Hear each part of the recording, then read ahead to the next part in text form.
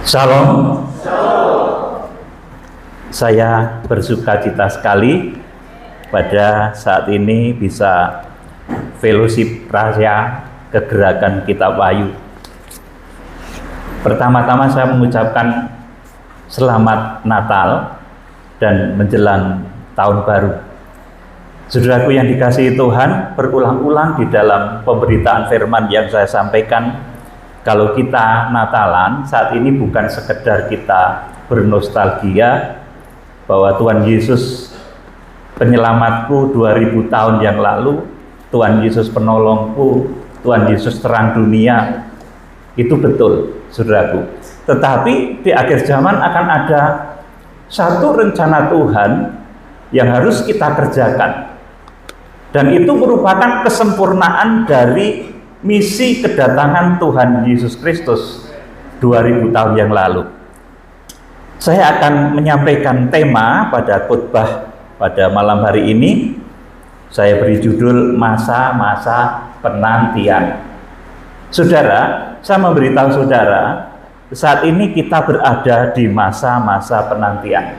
Pertama, masa penantian menyatunya kembali bangsa Israel, Zaitun asli, dengan kita, Zaitun liar. Jadi orang yang percaya kepada Tuhan Yesus Kristus yang berasal dari bangsa Israel dan dari non-Israel itu menyatu. Kita sedang menanti masa ini. Dan kalau itu terjadi, saudaraku, maka apa yang disebut dengan pengangkatan, apa yang disebut dengan harpazo itu sudah benar-benar dekat. Saat ini saudara mungkin sering mendengar di media tentang pemberitaan bahwa di Israel terjadi lawatan besar, terjadi pertobatan, saudaraku. Tetapi itu kebenarannya masih harus diuji, karena saat ini banyak sekali video-video yang merupakan hasil dari artificial intelligence, ya, saudaraku. Kalau nanti saudara menemui satu masa di mana bangsa Israel itu menerima Tuhan Yesus Kristus dan itu tidak terjadi keluarga per keluarga, tetapi terjadi secara nasional. 12 suku di Israel itu menerima Tuhan Yesus Kristus. Dan angkanya disebut di dalam kitab Wahyu 144.000 suku keturunan Israel dimeteraikan. Kalau saudara mendengar berita itu, saudara, maka dalam nama Tuhan Yesus masa harpazo itu sudah tidak lama lagi. Tetapi juga saudara harus waspada. Kalau Israel itu bertobat menerima Tuhan Yesus, maka masa antikris juga sudah dekat. Ini yang harus kita waspadai. Jadi saudaraku yang dikasihi Tuhan, kita berada di dalam masa penantian menyatunya kembali Zaitun asli dan Zaitun liar.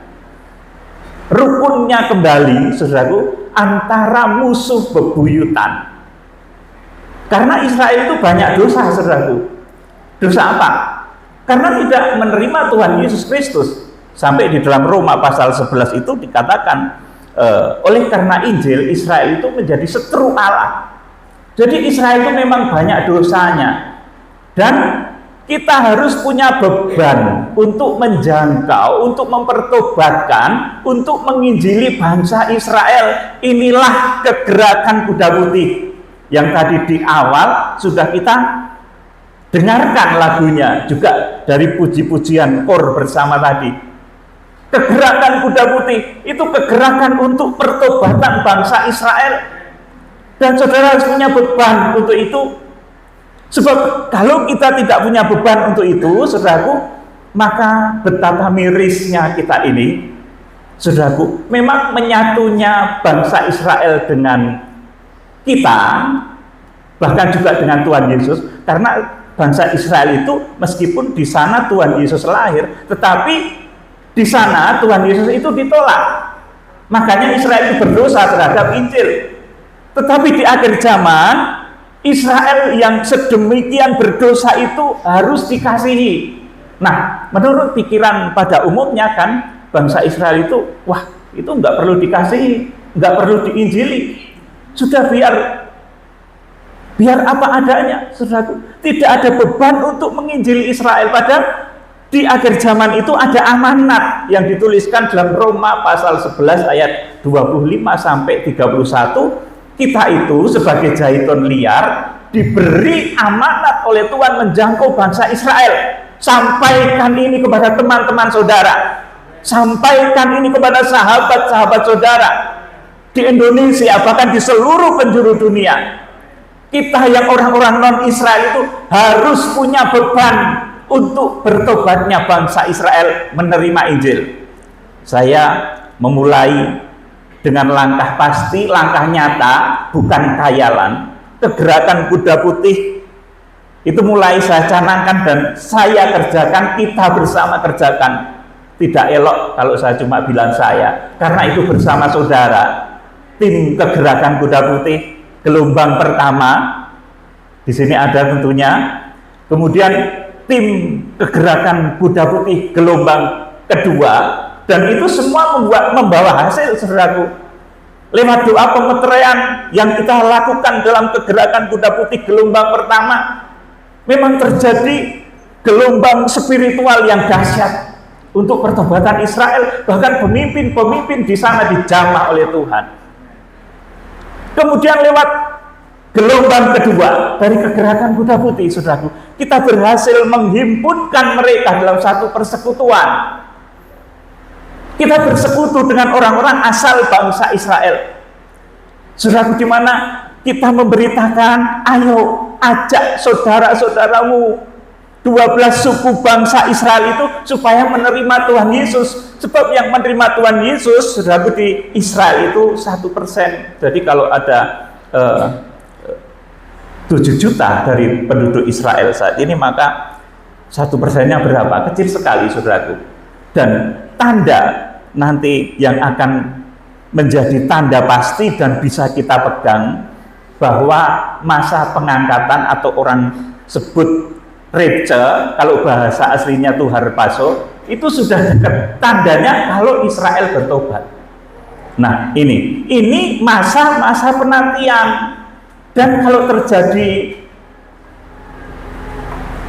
rukunnya dua bangsa, zaitun liar dan zaitun asli ini, banyak yang tidak suka. Saudara, saya beritahu, jangankan bangsa Israel dan Tuhan Yesus yang rujuk, karena bangsa Israel itu menolak Tuhan Yesus, saudaraku. Nah, ketika bangsa Israel dan Tuhan Yesus itu rujuk kembali, saling mengasihi, itu yang akan memusuhi banyak banget, saudaraku.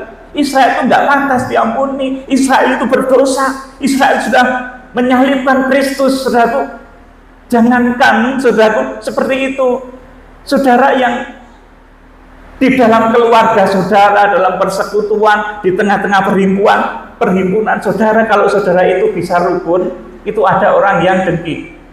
Saudaraku, saudara punya teman, kemudian teman itu mungkin jauh pada saudara, tetapi oleh karena Roh Kudus saudara dirukunkan kembali dengan teman itu. Ada saja yang gosip, ngapain dekat dengan orang itu kan najis, orang itu kan banyak dosanya. Saudaraku, ini rintangan dari masa penantian.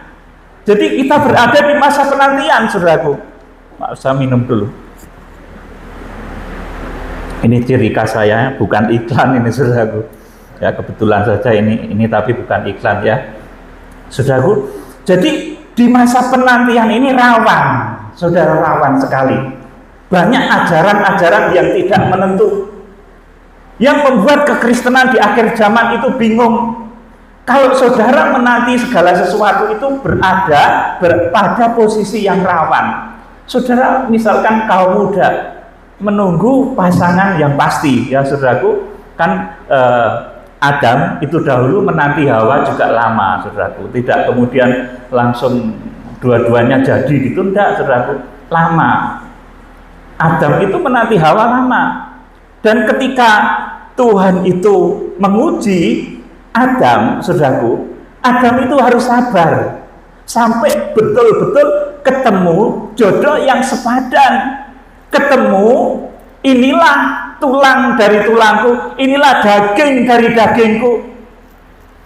Kalau sebelum itu Adam itu kepencot pada jerapah, misalkan saudaraku, ya, karena ada saudaraku di depan kita itu kadang molek sekali, wah indah sekali, ini lehernya kok jenjang, jalannya injat-injit kayak Ragawati, ternyata itu bukan jodoh saudaraku, itu jerapah saudaraku. Jadi waspada ya, kalau masih saudara jatuh cinta pada orang tapi orang itu punya sifat binatang, maaf ya, masih duniawi sekali, itu belum jodoh yang sepadan. Nah ini untuk anak muda ya, yang kaum muda, perhatikan baik-baik. Kalau saudara menanti jodoh yang sedang diberikan oleh Tuhan pada saudara, saudara itu harus sabar.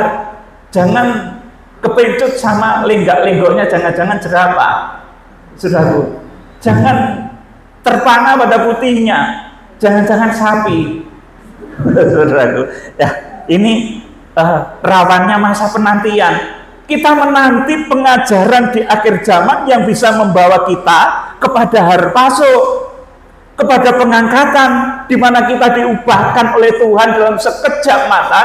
Kita tidak mengalami kematian tubuh. Orang katakan itu berita yang sulit, bahkan mustahil, tetapi harus terjadi. Saudara yang dikasihi Tuhan, dan untuk menantikan pemberitaan yang benar tentang hal itu, saudara berada pada masa penantian. Di masa penantian ini ada macam-macam ajaran, ajaran roh-roh setan, ajaran yang tidak sesuai Alkitab, yang intinya membuat saudara tidak sabar dan tidak damai sejahtera. Saudara tidak jauh-jauh, saudara yang datang ke tempat ini, itu semula yang daftar banyak, saudaraku, tetapi karena ada tawaran, ya, namanya masa penantian, mau Natalan di Kegerakan Kitab Wahyu di tempatnya Pak Peter, rencananya sudah jauh, saudaraku. Kemudian ada yang kasih iming-iming, jangan, di sana nggak enak, nanti di sana sumuh karena vilanya kecil. Nah, diajaklah ke tempat yang lebih indah. Tidak tahunya istana Herodes, saudaraku. Makanya saudara yang datang ke tempat ini, saya itu yakin dipimpin oleh Roh Kudus, dan saudara akan mendapat berkat luar biasa. Ada dua berkat, saudaraku. Natal itu yang tua, seperti Elizabeth. Elizabeth itu umurnya sekitar 50 tahun. Elizabeth mandul, itu dibuat bisa melahirkan. Ini berkat pertama. Kemudian berkat yang kedua, Maria itu perawan, muda, artinya belum pernah menghasilkan apa-apa, dibuat bisa melahirkan juga. Ini artinya apa? Baik saudara yang datang saat ini usianya tua, dikatakan, oh ini opa-opa sudah krepo, nggak mungkin menghasilkan apa-apa lagi, jalan aja sudah kayak gitu. Saudara mungkin dihina seperti itu, tetapi kalau saudara menerima berkat Natal kali ini, saudara itu seperti Elizabeth yang dikatakan sudah tua dan mandul, itu akan dipakai oleh Tuhan, sudah diberkati, bisa menciptakan karya besar. Yang muda yang datang ke tempat ini juga, saudaraku, menerima berkat Natal. Seperti Maria itu belum berpengalaman, artinya perawan itu artinya belum berpengalaman, ya saudaraku. Saudara, saya pernah muda, kelas 2 SMA itu saya belum pernah pegang tangannya cewek, ya, apalagi nyium, maaf ini, ya ini. Jadi kelas 2 SMA itu belum pernah, saudaraku, perawan. Artinya itu apa, saudaraku? Belum punya prestasi apa-apa.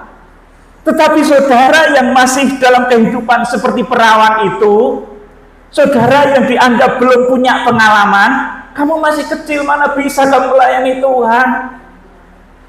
Kamu ini masih belum punya pengalaman apa-apa, mana bisa kamu khotbah? Saudara, kalau saudara dipakai oleh Tuhan, meskipun saudara belum punya prestasi, alias saudara itu seperti perawan yang belum pernah menghasilkan apa-apa, saudara akan dibuat berhasil melahirkan karya besar. Jadi baik orang yang sudah usia 50 ke atas ataupun masih muda belia akan dipakai oleh Tuhan secara dahsyat luar biasa kalau saudara setia di dalam kegerakan ini. Laksana Elizabeth yang sudah tua akan melahirkan Yohanes Pembaptis. Yang muda-muda, yang energik ini saudaraku akan dipakai Laksana Maria melahirkan karya besar. Jadi saat ini kita berada dalam masa penantian, ya saudaraku. Kita akan membaca bahayanya masa penantian. Jadi ini kita sekedar belajar dari kitab Kejadian pasal 2 ayat 18 sampai 23. Ini penantian Adam. Ayat 18. Ya. Tuhan Allah berfirman, tidak baik kalau manusia itu seorang diri saja. Aku akan menjadikan penolong baginya yang sepadan dengan dia. Amin. Kalau dewe itu nggak enak saudaraku. Masuk angin bingung. Harus siapa yang kerok ini saudaraku? Nggak enak. Ya, maka Tuhan menciptakan jodoh yang sepadan, tapi orang yang diberi jodoh yang sepadan itu harus setia. Jangan mudah kepincutan. Ada lenggak-lenggok sedikit, wah ini jodohku, oh ya, langsung terekam. Nanti nggak kawin sama Hawa, saudaraku, ketemu jerapah tadi. Jadi selidik dulu, saudaraku, apakah dia betul-betul jodoh yang sepadan buat seseorang. Ayat 19. Lalu Tuhan Allah membentuk dari tanah segala binatang hutan dan segala burung di udara. Dibawanyalah semuanya itu kepada manusia itu untuk melihat bagaimana ia menamainya. Dan seperti nama yang diberikan manusia itu kepada tiap-tiap makhluk yang hidup, demikianlah nanti nama makhluk itu. Amin. Tuhan itu ngomongnya begini, tidak baik Adam kalau engkau ini sendiri. Ayo, aku ciptakan sahabat, aku ciptakan teman. Yang dicipta itu bukan langsung Hawa, saudaraku. Diuji dulu. Diciptalah jerapah, saudaraku, yang lenggak-lenggok tadi. Diciptalah macan yang jalannya lemah gemulai. Sampai kalau di Jawa itu ada istilah kalau orang cantik itu berjalannya seperti macan luwe. Macan luwe itu artinya harimau yang lapar. Kan jalannya pelan gitu, demak gitu, saudaraku, ya. Nah, saudara yang dikasih Tuhan, jadi Tuhan itu menguji kesabaran Adam sampai mana Adam itu nggak tergoda. Lanjut ayat 20. Manusia itu memberi nama kepada segala ternak, kepada burung-burung di udara, dan kepada segala binatang hutan. Terus? Tetapi baginya sendiri ia tidak menjumpai penolong yang sepadan dengan dia. Ya, untung Adam ini cermat. Meskipun itu lenggak-lenggok, ini bukan. Ini jerapah namanya. Lalu dikasih nama kenalan. Kamu jerapah ya, bukan jodoh sepadan. Ya. Kemudian kamu harimau. Karena yang dicipta oleh Tuhan, setelah Tuhan itu menjanjikan kepada Adam jodoh yang sepadan, yang dicipta tadi jerapah, singa dan lain-lain, supaya diuji Adam itu, saudaraku. Terus lalu Tuhan Allah membuat manusia itu tidur nyenyak. Ketika ia tidur, Tuhan Allah mengambil salah satu rusuk daripadanya, lalu menutup itu tempat itu dengan daging. Terus, dan dari rusuk yang diambil Tuhan Allah dari manusia itu, dibangunnyalah seorang perempuan, lalu dibawanya kepada manusia itu. Ayat 23. Lalu berkatalah manusia itu, inilah dia, tulang dari tulangku dan daging dari dagingku. Ia akan dinamai perempuan sebab ia diambil dari laki-laki. Ya, masa penantian hendaknya diisi dengan banyak tidur. Begitukah? Ini Adam ini tidur loh, saudaraku, waktu mendapatkan Hawa, mendapatkan inilah tulang dari tulangku, inilah daging dari dagingku, inilah jodoh yang sepadan. Itu ketika Adam itu tidur, artinya apa? Saudara itu akan diberikan oleh Tuhan sesuatu yang pantas untuk saudara kalau saudara bisa mematikan keinginan hawa nafsu daging, nafsu marah, nafsu bohong. Saya beritahu saudara kan berulang-ulang, kalau saudara ingin diangkat, ingin harpaso, pertama mulutmu harus dijaga. Jangan mudah berbohong, jangan mudah memfitnah, jangan mudah melakukan kata-kata dusta, mengumpat, sumpah serapah. Saudaraku, itu ciri-ciri orang-orang yang nanti masuk masa antikris, pasti, saudaraku. Tetapi kalau saudara ingin harpaso, masuk dalam kegerakan kitab Wahyu, maka saudara harus bisa menjaga mulut saudara. Jangan berbohong, jangan dusta. Gunakan mulut ini untuk memuliakan Allah. Seperti Maria itu ketika mengandung, saudaraku, juga ucapannya nggak macam-macam. Maria dan juga Elizabeth itu ketika mengandung bayi luar biasa. Elizabeth mengandung bayi Yohanes Pembaptis, kemudian Maria mengandung Tuhan Yesus Kristus. Ketika mereka mengandung, mereka itu mulutnya nggak kotor. Makanya kan ada pantangan, yaitu di berbagai tradisi. Mungkin di Jawa ada, di Batak ada tidak ya? Di tempat lain kalau orang sedang mengandung itu jangan mengumpat, jangan kata-kata buruk. Ada kan itu? Ya. Kalau sedang mengandung, namanya saat-saat menanti kelahiran itu, mulutnya itu yang bersih gitu loh. Saudara ini diangkat, ini harpaso tiap hari bertengkar. Tiap hari mulutnya itu kotor, mengucapkan pada papanya, pada mamanya, pada teman-temannya, mulutnya kotor. Tidak bisa, saudaraku. Masa penantian itu masa ketika saudara bisa menidurkan hawa nafsu. Mulut saudara mengucapkan ucapan-ucapan syukur. Ya, kemudian ayat 23 dibaca ulang.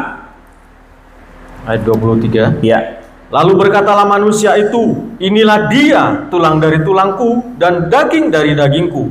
Ia akan dinamai perempuan sebab ia diambil dari laki-laki. Amin. Saudara, ini penantiannya Adam. Ini contoh sebagai intermezzo saja. Nah, saya sekarang akan memberi kepada saudara saat-saat penantian pertobatan Israel. Saat-saat terjadinya Israel itu nanti kembali rujuk dengan Tuhan Yesus. Loh saudaraku, selama 2000 tahun loh saudaraku, Israel itu menolak Tuhan Yesus. Tuhan Yesus yang sebetulnya adalah Mesias yang dijanjikan malah disalib, dibunuh. Saudara, mana bisa orang yang punya niat membunuh dan orang yang dibunuh itu bisa rukun? Nah, kalau itu bisa terjadi, saudaraku, itu akan membuat gempar, saudaraku. Nanti ketika bangsa Israel itu rujuk kembali kepada Tuhan Yesus Kristus, dunia akan gempar. Seperti ketika dulu Raja Damai itu lahir, itu seluruh Yerusalem gempar, Herodes gempar. Karena kebanyakan orang itu tidak suka hidup damai. Sukanya itu kalau melihat temannya itu saling bermusuh-musuhan, gontok-gontokan, kemudian ngerumpi di belakang. Itu berita yang enak, saudaraku. Ya, tapi saudara jangan suka begitu kalau saudara ingin menjadi orang-orang yang harpaso. Sebab yang diceritakan orang itu belum tentu benar, bisa jadi fitnah. Saudaraku, oleh karena itu saudara harus memiliki hati yang seperti Maria dan juga Elizabeth. Saat-saat penantian pertobatan Israel, saat perdamaian abadi itu tercipta, akan muncul ajaran-ajaran palsu dan menyesatkan. Saudara, terciptanya perdamaian itu menimbulkan kebencian di kalangan orang-orang tertentu, seperti ketika lahirnya Raja Damai. Raja Damai lahir, Tuhan Yesus itu, yang timbul kemudian adalah berita-berita palsu yang menyesatkan orang-orang Majus, godaan, kadang, saudaraku, bertiup di hati, godaan, saudaraku. Jadi ketika Tuhan Yesus Kristus lahir, ya ada berita-berita yang mempengaruhi orang Majus, sehingga orang Majus itu salah datang. Ya kan saudaraku? Salah datang ke istana Herodes. Karena waktu itu orang Majus itu sebetulnya dipimpin bintang, dipimpin Roh Kudus. Tetapi karena tawaran-tawaran dunia yang saya rasa, dan ini saya yakin, orang Majus itu di dalam perjalanan ketemu orang, saudaraku, di sanalah ada kasak kusuk. Raja itu kalau lahirnya di sana loh, istananya Herodes. istana yang megah itu raja lahir di sana. Nah, orang Majus timbullah akalnya itu main, bener ya. Nah, kita kalau gitu akan ke istana Herodes, karena di sana pastinya berita besar itu datang. Seperti saudara, ya. Ayo Natalan di tempatnya Pak Peter, di tempatnya itu nggak ada AC-nya, sumuk. Saudaraku, saudara sudah dari awal itu sebetulnya dituntun Roh Kudus ke sana mengikuti ibadah kita kali ini, saudaraku. Tapi banyak saja, ada saja saudaraku yang mempengaruhi, nggak usah datang ke sana. Berita yang besar itu bukan dari tempat seperti itu loh. Tempatnya harus mewah. Istana Herodes. Makanya banyak yang lebih tertarik ke istana Herodes seperti orang Majus. Orang Majus pun sempat tersesat, saudaraku, karena dia mengikuti pola pikirnya. Dia ketika berjalan itu, saudaraku, dia dipengaruhi sana sini, dan akhirnya dia menyimpulkan, oh raja itu datang lahir pasti di istana, saudaraku. Jadi desas-desus kalau raja itu lahirnya di istana, ajaran yang hebat itu pasti muncul dari kemewahan, membuat orang-orang Majus itu tersesat ke istana Herodes, tidak memperhatikan pimpinan bintang lagi. Saudaraku yang dikasihi Tuhan, jadi di masa-masa penantian ini kita harus betul-betul cermat. Di istana Herodes juga muncul desas-desus, kasak kusuk senangnya, saudaraku. Jadi orang yang menentang Raja Damai itu sukanya kasak kusuk, menimbulkan fitnah. Oh itu dosanya dulu begini loh, ini begini, dulu orangnya itu begini, banyak banget dosanya. Tetapi orang yang menerima Raja Damai, orang yang menerima Kristus, itu jauh-jauh datang seperti orang Majus, seperti para gembala, nggak peduli apapun. Saya juga heran, saudaraku. Tuhan menggerakkan saudara itu betul-betul dari tempat yang jauh-jauh, dari seberang negara, dari negeri jiran, negeri tetangga, bahkan dari Eropa juga ada, saudaraku. Saudaraku, saudara itu datang dari jauh. Kalau bukan karena dipimpin Roh Kudus, saudara pasti males, saudaraku. Makanya ketika saudara taat pada pimpinan bintang, pada Roh Kudus, saudara itu sudah jangan belok kanan kiri, nanti ketemu istana Herodes. Saudara berbahaya di sana. Akan ada berita-berita yang tidak benar. Di istana Herodes itu juga muncul desas-desus, kasak kusuk, trik liciknya Herodes yang berpura-pura ingin menyembah. Matius pasal 2 ayat 1 sampai 3 dibaca Pak Pendeta Rudi. Matius 2 ayat 1 sampai 3. Orang-orang Majus dari timur. Ya. Sesudah Yesus dilahirkan di Betlehem di tanah Yudea pada zaman Raja Herodes, datanglah orang-orang Majus dari timur ke Yerusalem dan bertanya-tanya, di manakah dia, raja orang Yahudi yang dilahirkan itu? Kami telah melihat bintangnya di timur, dan kami datang untuk menyembah dia. Ya, jadi orang Majus ini ketika dipimpin oleh bintang, dia masih ragu, masih bertanya-tanya, di manakah dia, raja besar itu lahir? Padahal Roh Kudus sebetulnya sudah menuntun, bintang itu menuntun, tetapi ketika pertimbangannya itu dia bertanya ke sana kemari, berita harpaso, berita pengangkatan yang benar di akhir zaman itu nanti dari mana? Dari gedung yang tingkat 7 itu, dari gedung mewah itu, saudara. Akhirnya orang Majus sempat kesasar ke sana. Itulah istana Herodes, saudaraku. Berita harpaso, berita pengangkatan akan terulang lagi. Saudara akan dibawa kepada pembenaran, penyucian, dan penyempurnaan dari tempat yang hina. Kalau saudara tidak mau merendahkan diri, saudara tidak mungkin datang ke tempat ini. Saya menangis berdoa pada Tuhan, ya Tuhan, ini anak-anakmu, ini hamba-hambamu yang kau pimpin datang ke tempat ini. Kiranya mendapatkan berkat luar biasa pada Natal kali ini dan dibawa kepada harpaso kelak. Saudaraku, kita akan membaca lanjutnya, ya, ayat 2. Ayat ya 2. Ya, terus. Dan bertanya-tanya, di manakah dia, raja orang Yahudi yang baru dilahirkan itu? Kami telah melihat bintangnya di timur dan kami datang untuk menyembah dia. Terus. Ketika Raja Herodes mendengar hal itu, terkejutlah ia beserta seluruh Yerusalem. Ya, saya beritahu saudara, Herodes itu memiliki karakter yang cepat gusar. cepat gusar itu kagetan, bingungan gitu loh saudaraku. Menghadapi peristiwa sedikit sudah bingung, kaget. Saudaraku, menghadapi peristiwa sedikit cemas, depresi, saudaraku.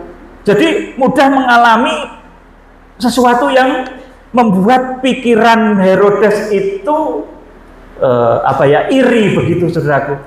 Saya beritahu latar belakang Herodes yang mungkin ini jarang diberitakan di Natal-Natal ya. Herodes itu menghukum istrinya sendiri, dieksekusi sekitar tahun 29 sebelum Masehi, Mariamne namanya, karena dicurigai dia selingkuh dan ingin mengkudeta. Dieksekusi istrinya sendiri, anak-anaknya sendiri juga dieksekusi. Aristobulus itu pada tahun ke-7 sebelum Masehi. Kemudian 5 hari sebelum Herodes itu meninggal masih mengeksekusi satu anak lagi. Saya lupa namanya. Ya, tapi Herodes itu karakternya seperti itu.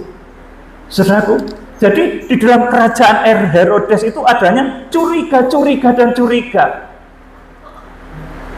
Jangankan kok Tuhan Yesus yang lahir menjadi Raja Damai, keluarganya sendiri ini dicurigai. Saudara jangan punya sifat paranoid seperti itu ya. Ada temannya sukses bisa beli motor Beat baru. Wah, itu kan mesti karena jalan yang nggak benar.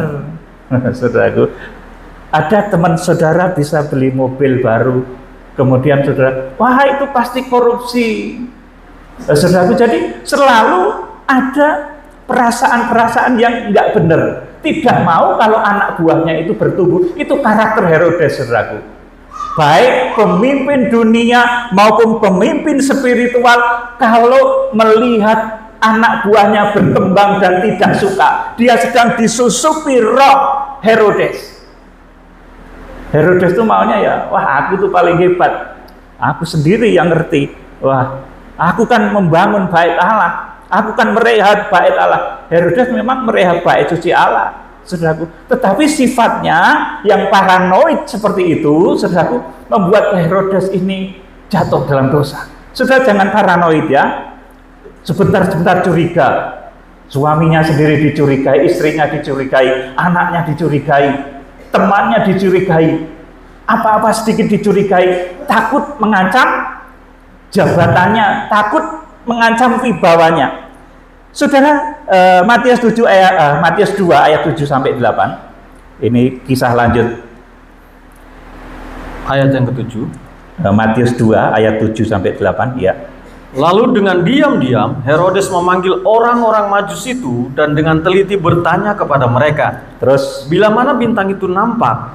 Kemudian ia menyuruh mereka ke Betlehem, katanya, pergi dan selidikilah dengan seksama hal-hal mengenai anak itu, dan segera sesudah kamu menemukan dia, kabarkanlah kepadaku supaya aku pun datang menyembah dia.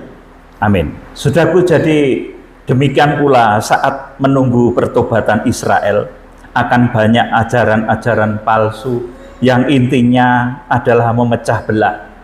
Seperti Herodes itu tidak suka damai, saudaraku. Ketika Raja Damai itu lahir, Herodes tidak suka.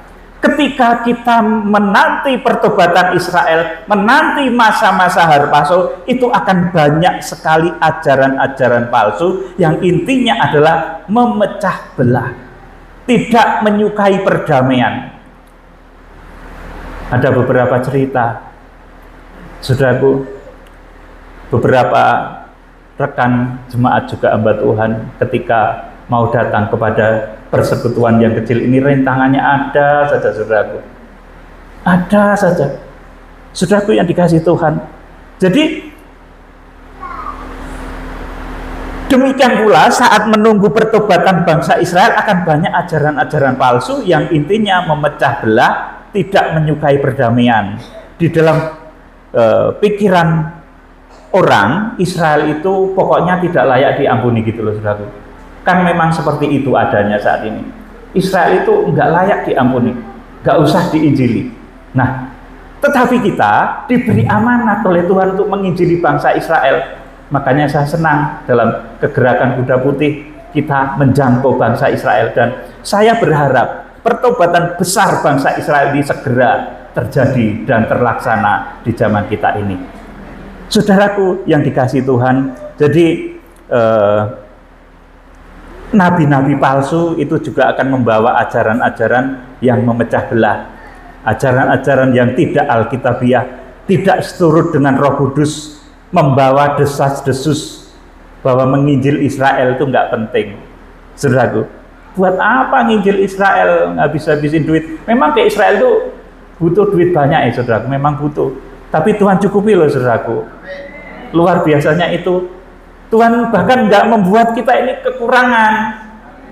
Dahsyatnya Tuhan seperti itu. Karena kalau kita diutus menginjil ke Israel, Tuhan itu di dalam kitab Wahyu pasal yang ke-5 ayat yang saudaraku, dalam Wahyu pasal 5 dia akan memberikan sangu, dalam bahasanya itu bekal kepada kita 7 kekuatan yang luar biasa, kuasa, hikmat, kekayaan, hormat, kemuliaan, puji-pujian. Itu akan diberikan pada kita kalau kita mau menginjil bangsa Israel. Itu Wahyu pasal 5 ayat 12 saudaraku. Nah, kalau saudara menginjil ke Kalimantan, saya dikasih sangu sama Tuhan. Saudara menginjil ke Papua, dikasih sangu sama Tuhan. Apalagi kalau Tuhan Yesus itu menyuruh saudara menginjili saudaranya Tuhan Yesus sendiri, familinya Tuhan Yesus sendiri. Saudara pasti diberkati, usahamu dibikin berhasil, apapun yang sudah kerjakan dijadikan berhasil, karena ini mega proyeknya Tuhan Yesus Kristus di akhir zaman. Saudara, jadi di akhir zaman akan banyak nabi-nabi palsu yang membawa ajaran-ajaran memecah belah, tidak alkitabiah, tidak seturut Roh Kudus, membawa desas-desus bahwa menginjil Israel itu tidak perlu. Kalau ada ajaran semacam ini berbahaya. Nginjil pada Israel itu nggak perlu. Itu kalau ada orang mengajarkan seperti itu berbahaya. Saudaraku, bahkan ada yang memakai nama Tuhan untuk menakut-nakuti supaya manusia tidak rukun, tidak damai. Desas-desus tentang perang diajarkan, desas-desus hal-hal yang lain, kemudian mengada-ada dan memecah belah. Kita akan baca Matius pasal 24 ayat 3 sampai 8. Matius 24 ayat 3 sampai 8 ini yang terjadi di masa-masa penantian. Matius 24 ayat 3 sampai 8. Permulaan penderitaan. Ketika Yesus duduk di atas bukit Zaitun, datanglah murid-muridnya kepadanya untuk bercakap-cakap sendirian dengan dia. Kata mereka, ya, saya terangkan sebentar. Tuhan Yesus suka duduk di Bukit Zaitun karena Bukit Zaitun itu ada di timur Bait Suci Allah, dan itu indah, sejuk. Di sana saya pun senang berdoa saudaraku. Makanya Tuhan ini nongkrong di sana. Pada waktu itu kemudian murid-murid bertanya, lanjut. katakanlah kepada kami, bila manakah itu akan terjadi, dan apakah tanda kedatanganmu dan tanda kesudahan dunia? Terus jawab Yesus kepada mereka, waspadalah, supaya jangan ada orang yang menyesatkan kamu. Terus? Sebab banyak orang akan datang dengan memakai namaku dan berkata, Akulah Mesias, dan mereka akan menyesatkan banyak orang. Kamu akan mendengar deru perang atau kabar-kabar tentang perang. Namun berawas-awaslah, jangan kamu gelisah, sebab semuanya itu harus terjadi. Terus? Tapi itu belum kesudahannya. Sebab bangsa akan bangkit melawan bangsa, dan kerajaan melawan kerajaan. Akan ada kelaparan dan gempa bumi di berbagai tempat. Akan tetapi semuanya itu barulah permulaan penderitaan menjelang zaman baru. amin. Di masa-masa penantian itu banyak penyesat yang membuat saudara itu rawan tersesat. Jangankan kau menanti pertobatan Israel, menanti hasil kegerakan Kuda Putih, saudara itu nanti menanti temannya saudara saja kadang nggak sabar. Misalkan di terminal kemarin janji-janjian, wah ini kok datangnya lama sekali, aku tinggal saja. Udah janjian saudaraku, janjian sama pacar misalkan saudaraku, di mungkin di bandara atau di terminal atau di stasiun kereta api, janjian sama pacar, besok kita bareng ya jam 7 karena kereta akan berangkat jam 7. Nah, saudaraku, kebetulan ada orang lewat pakai mobil mewah, Mercedes-Benz gitu. Mbak, ayo ikut aku aja. Padahal udah janjian sama pacarnya ini, saudaraku. Mbaknya ini kok ya ikut aja sama yang pakai Mercy tadi, saudaraku. Nah, hal yang seperti itu seringkali membuat saudara itu gagal, ya. Jadi ketika kita menanti, itu godaan banyak, ya. Saudara menanti teman saudara yang lama datang itu rasanya jengkel, sebel, saudaraku. Ya toh, menanti pesawat yang delay, yang ditunda penerbangannya itu juga sebel banget, saudaraku. Apalagi menanti di kapal terombang-ambing begini. Ada yang naik kapal ini, saudaraku, terombang-ambing, kemudian nyanyi di tengah ombak dan arus pencobaan, saudara, seperti itu. Tapi akhirnya sampai juga, saudaraku. Sabar, karena sabar, saudaraku. Saudaraku yang dikasihi Tuhan, saat penantian masa pengangkatan harpaso atau harpaso, bila orang tidak fokus maka akan gagal melahirkan perkara besar.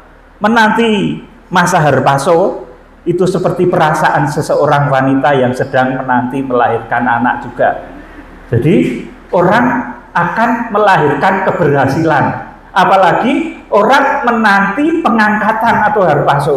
Itu rasanya seperti orang yang menanti lahirnya seorang anak. Itu rasanya piye? Ibu-ibu kira-kira, ya, ini yang pernah merasakan pasti ibu-ibu. Apa ini 4 bulan? Wah, ini bayi ini membuat perut sakit. Keluar saja ya, ini 3 bulan. Belum jadi, saudaraku. Atau mungkin karena merasa nyaman, biarlah ini bayi yang ada di kandunganku biar sampai 17 bulan.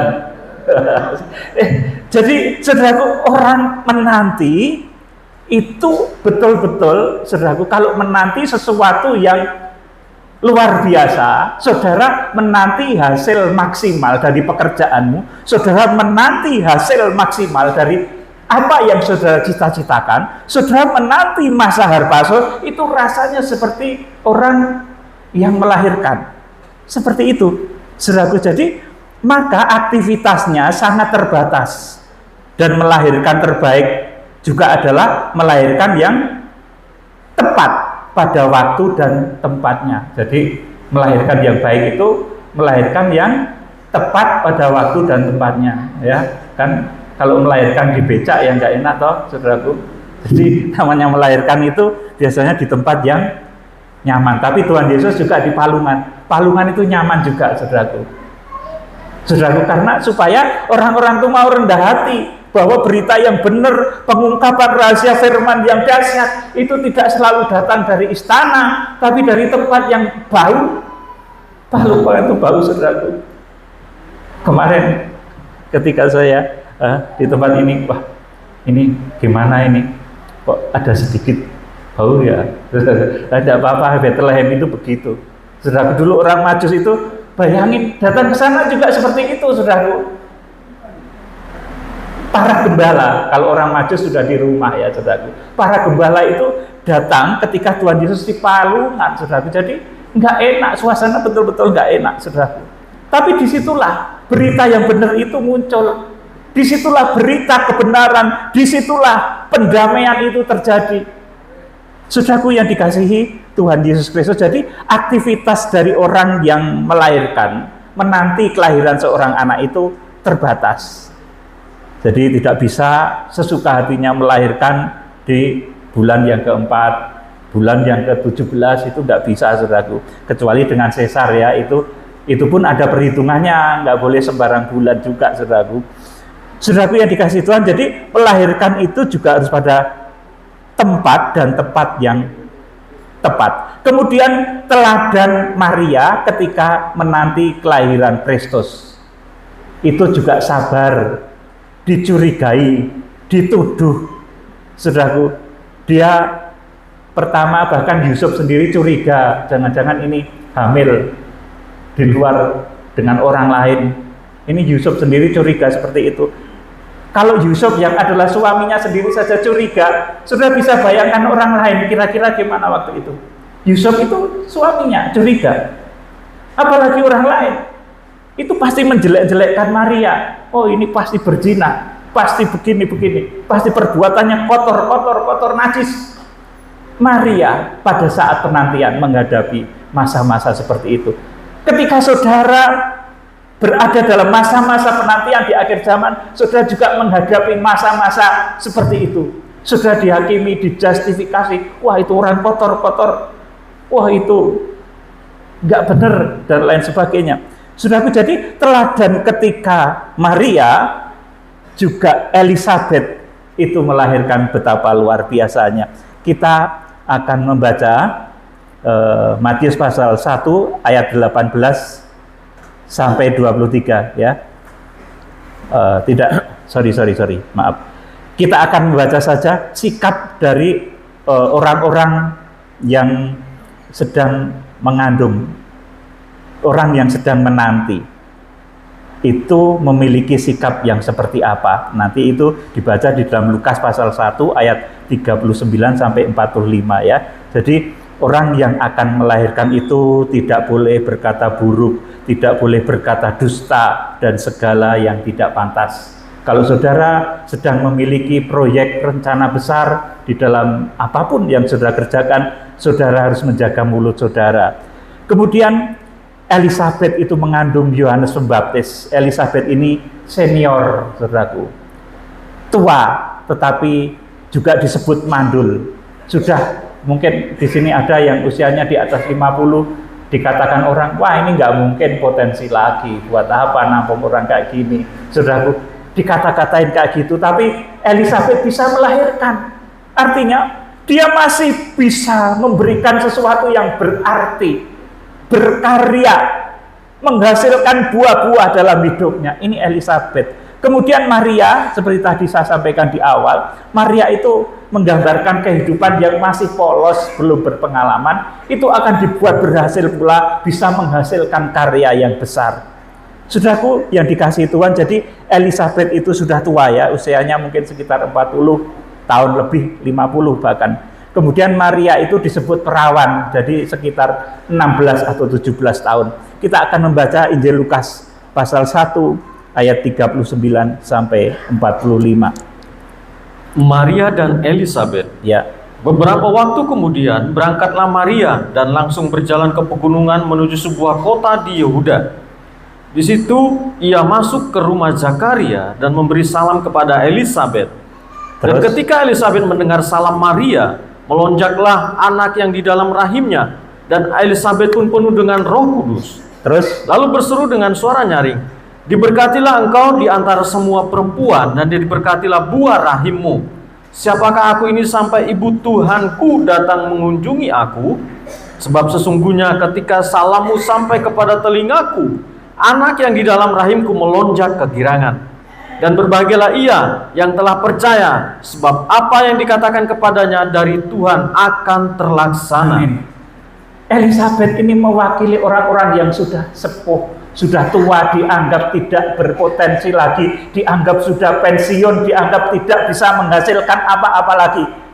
Tetapi oleh kuasa Tuhan lewat Natal, saudaraku, yang sudah dianggap krepo, yang sudah dianggap tidak produktif, itu akan dijadikan produktif lagi. Saudara akan dijadikan produktif lagi, bahkan saudara akan bisa berkata kepada yang muda, ini rupanya janji yang dahulu nanti di dalam kitab suci akan digenapi oleh anak muda ini, akan digenapi oleh Maria. Roh Kudus, bayi yang di dalam janinku bergejolak, dikatakan seperti itu. Jadi orang-orang tua itu merasa bahwa inilah kegerakan yang benar, Roh Kudus di dalam diriku tergoncang. Di sini digambarkan Elizabeth itu di dalamnya kandungan Yohanes Pembaptis. Dia melonjak kegirangan, mewakili orang-orang yang sudah sepuh, usia dikatakan tidak produktif. Ketika mendengar pengajaran akhir zaman, pengajaran kesempurnaan, dia melonjak kegirangan. Karena inilah berita yang dinanti-nantikan sejak dulu itu ada di sini. Bahkan digenapi oleh Maria, orang yang belum berpengalaman. Saudaraku yang dikasihi Tuhan Yesus Kristus, demikian pula saat penantian kelahiran besar di akhir zaman, Wahyu 12 ayat 5, maka ia melahirkan seorang anak laki-laki yang akan menggembalakan segala bangsa dengan gada besi. Tiba-tiba anaknya itu harpazo, langsung dibawa kepada Allah dan ke tahtanya. Untuk mencapai orang-orang Kristen yang diangkat hidup-hidup di akhir zaman, akan ada Maria-Maria yang dipakai oleh Tuhan. Amen. Tetapi ada juga orang-orang yang laksana Elisabet. Dia merasakan di dalam rahimnya ini, di dalam dirinya ini Roh Kudus bergejolak. Inilah berita yang benar itu, saudaraku. Dan tandanya itu, saudaraku, luar biasa. Jadi kalau saudara membaca di dalam Lukas pasal 1 ayat 39 sampai 45, ini puji-pujian yang keluar dari mulut seorang yang sedang mengandung, yang namanya adalah Elisabet. Kemudian ayat-ayat selanjutnya itu adalah puji-pujian Maria pada ayat 46 sampai 56. Jadi orang kalau sedang mengandung, orang kalau punya cita-cita besar, mulutnya itu dikontrol. Ya, jangan sembarang mengucap, mencaci, menghina, memfitnah. Jangan sembarang mengucapkan kata-kata sumpah serapah, itu membuat jalan hidupmu gelap. Tetapi kalau saudara betul-betul bisa menjaga mulut, dikatakan dalam satu firman, barang siapa bisa menjaga perkataannya, barang siapa sempurna di dalam perkataannya, ia adalah orang sempurna. Di akhir zaman akan terbentuk orang-orang seperti itu, orang sempurna yang pada akhirnya harpazo, dibawa kepada Allah dan ke tahtanya. Jadi saat menanti kelahiran besar, saat menunggu Israel itu bertobat menerima Tuhan Yesus, juga saat menunggu masa-masa harpazo, orang itu yang pertama harus menjaga mulutnya. Kemudian yang kedua, orang juga harus selalu memuji-muji Tuhan. Saya sebut membangun mesbah dupa internasional yang nanti akan kita mulai belajar ya, menyembah di dalam roh dan kebenaran. Kita akan sama-sama sembahyang nanti di tempat ini. Ya saudaraku, nanti ya 2 jam saja. Nanti jadi dibagi per sesi begitu saudaraku, 2 jam itu setiap 30 menit puji-pujian, kemudian doa syafaat. Gak usah doakan diri sendiri. Puji-pujian menyembah Tuhan, syafaat, terus ada firman, mungkin 2 atau 3 menit. Kemudian puji-pujian lagi, syafaat lagi selama 30 menit. Kemudian ada firman lagi, menyiram selama 3 atau 4 atau 5 menit. Sampai nanti tercapai 2 jam itu, nanti kita akan bersama-sama berlatih penyembahan model itu, saudaraku. Dimana kita nggak minta lagi sama Tuhan, tapi kita mendoakan orang lain. Kita mendoakan bangsa Israel. Kalau saudara bisa membangun mesbah dupa itu apa, saudaraku? Menyembah Tuhan dan mendoakan orang lain. Kalau mesbah korban bakaran, itu berdoa untuk diri sendiri. Saudaraku, jadi jauh sekali kan, saudaraku. Nah, saat ini saudara saya ajari untuk mendoakan orang lain, mendoakan sahabat-sahabat, teman-teman, famili saudara, mendoakan bahkan bangsa Israel supaya cepat bertobat dan menerima Kristus. Kemudian juga jemaat yang sedang di dalam masa penantian itu harus menghindari keajaiban-keajaiban palsu, para petenung, para pemanggil arwah, keanehan-keanehan yang dibuat oleh iblis yang merah padam. Saudaraku, di akhir zaman banyak sekali seperti itu yang nanti membuat orang bingung, saudaraku, menghilangkan damai sejahtera. Karena katanya sembahyang malah nggak damai, pada kesurupan, saudaraku. Nah itu bukan, saudaraku, bukan dari Roh Kudus. Saudara, kalau sembahyang saya mohon loh, jangan ada yang kemasukan roh lain ya.